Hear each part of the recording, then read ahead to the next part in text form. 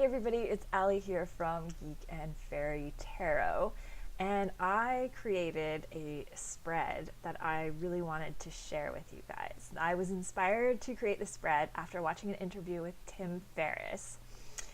He is the author, he's most famous for the 4-Hour Work Week. He's written other books aside from that, but he was in this interview that I was watching. One of the questions he was asked was, how do you define risk?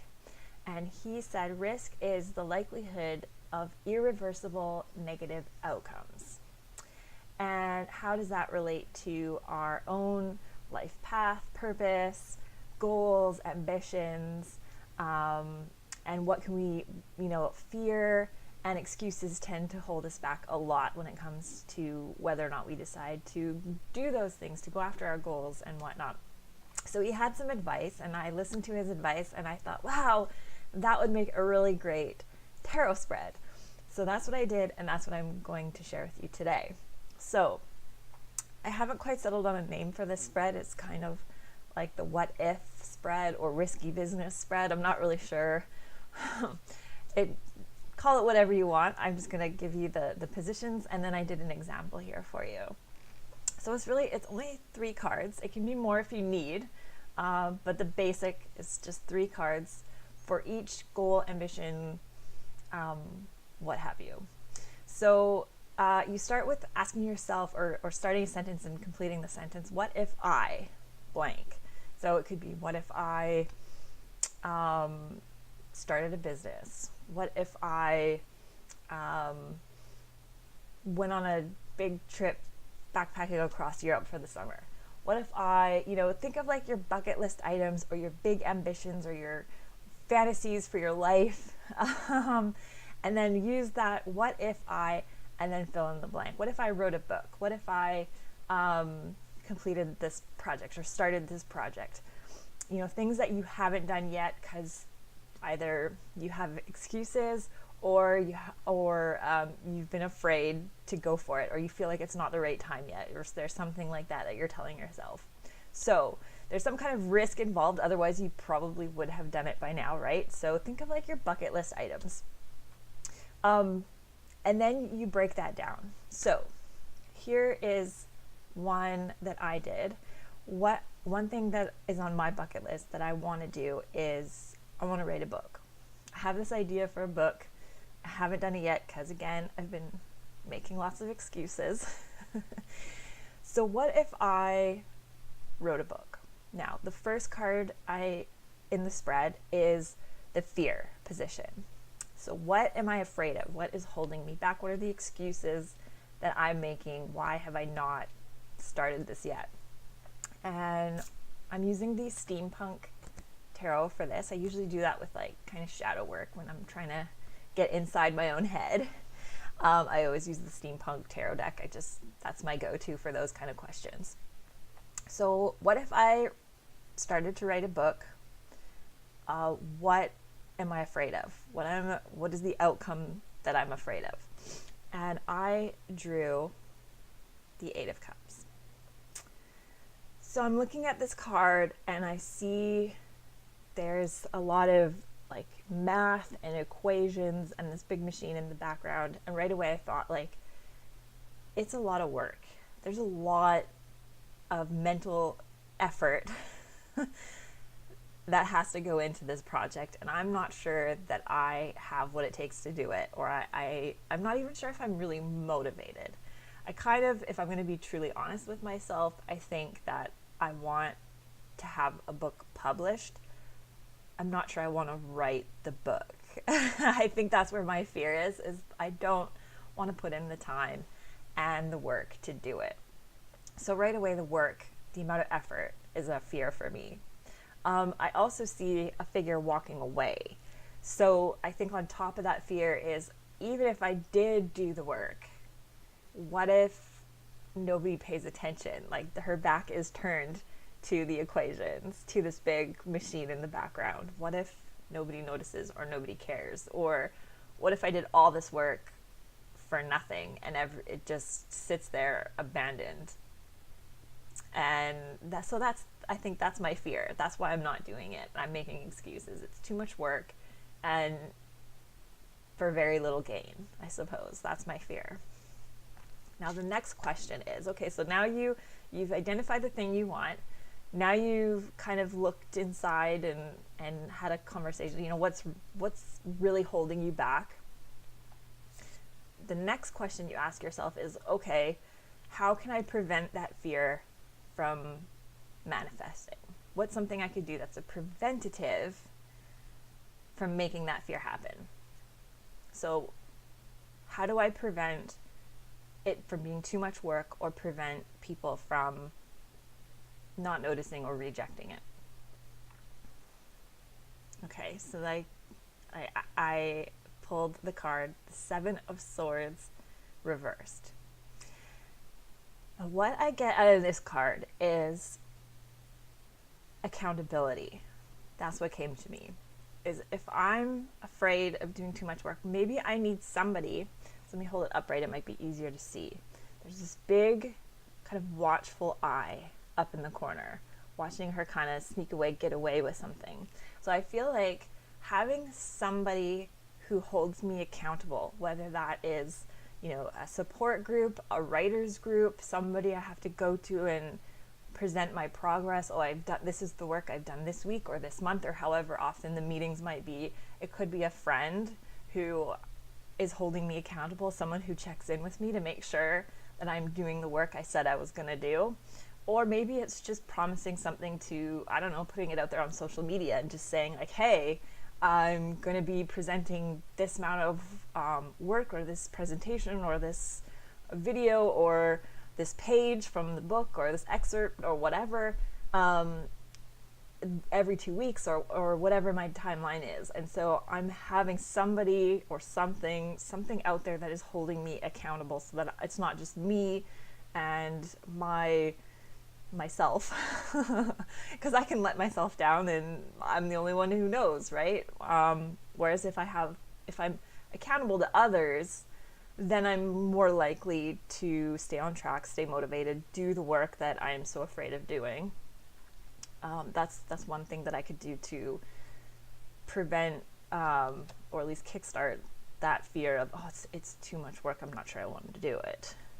In addition to the benefits of productivity by having somebody else or some group or some audience hold me accountable for the work that I'm doing, I'm probably also generating some interest. I mean, if they're really going to be holding me accountable, they're probably somewhat invested in what I'm working on. So by the time the project is done, I'll actually have an audience. I'll actually have consumers, even if it is just a small group of people. So there's another benefit from that preventative tactic. And then I also need to have the conversation with myself. Well, maybe I don't really want it. Maybe it's a nice dream to have, but if the work is not fun, then why would I do it, right? Okay, so now we have a solution. How can we prevent the fear from manifesting? What if it manifests anyway? What if there's nothing we can do about it or it happens anyway? How can you repair that damage or that thing that you're afraid of happening? What's something you could do after the fact that would course correct? So card number 3. And I drew the Ace of Cups reversed. And what I got out of this card, I think, is just to remind myself, I mean, really, what have I lost? Maybe some time. Obviously, you know, it's an idea that I have. It's something that I'm passionate about. So I feel like the Ace of Cups is reminding me to have fun, to stay with what I'm passionate about, to remind myself that, you know, maybe it's a bit of a motivation factor that I can quit at any time if it stops being fun. Then I haven't really lost all that much. A choice. It's my choice. If I get halfway into it and realize, you know what, I'm not enjoying the process, what's the worst that could happen? I just move on to something else. I put it away. Maybe I pick it up later on. Just remind myself that I have to enjoy it, that I have to stick with my passions. And if I'm really passionate about the project, then I can keep going, or I'll have the motivation to promote it so that people do notice it. You know, I feel like the key here is stay passionate. Just stay in love with what I'm doing. So that is my what if or risky business tarot spread. So what you can do then is, if you're going to do this for yourself, and if you do, and you record a video, I'd love to watch your video. So let me know in the comments below if you've tried the spread and what your thoughts were.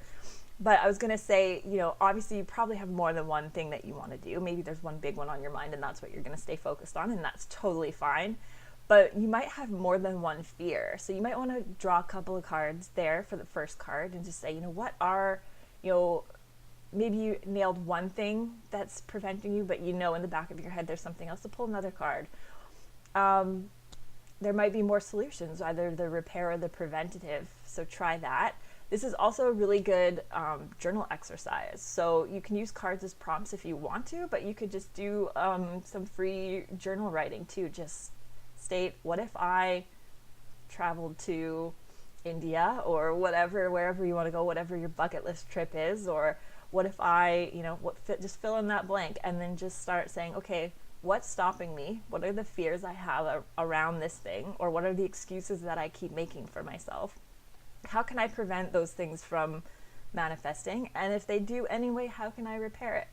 My intention with creating this spread is so that you can see that your goals, your ambitions, your dreams are actually doable. That you can either prevent the worst from happening or get back up after you've fallen or after you've failed. That it's not going to be the end of the world. That it is doable, and you can look back and say, yeah, you know what? I gave it a shot. I didn't miss out on the opportunity. I tried. And that's going to give you that sense of pride. The last thing I wanted to do is I want to share a little story.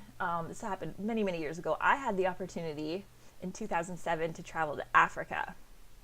Now, this trip was going to cost me over $6,000 to go.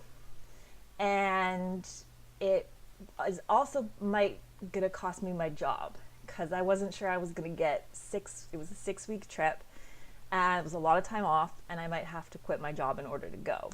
So definitely many people might have, that would have been it. Like, it's too much money. I can't afford it, because I didn't have $6,000 at the time. I didn't have the money. It meant possibly losing my job. So those are big reasons. Those are legit fears that would have stopped me from going. Now, I did go on the trip. I had to take a loan out to go. So that was one solution to my money issues, was take a loan. And I didn't lose my job. I went to my boss. I said, look, I have this great opportunity. I need some time off, 6 weeks. And they said yes. They let me come back to my job after the trip was over.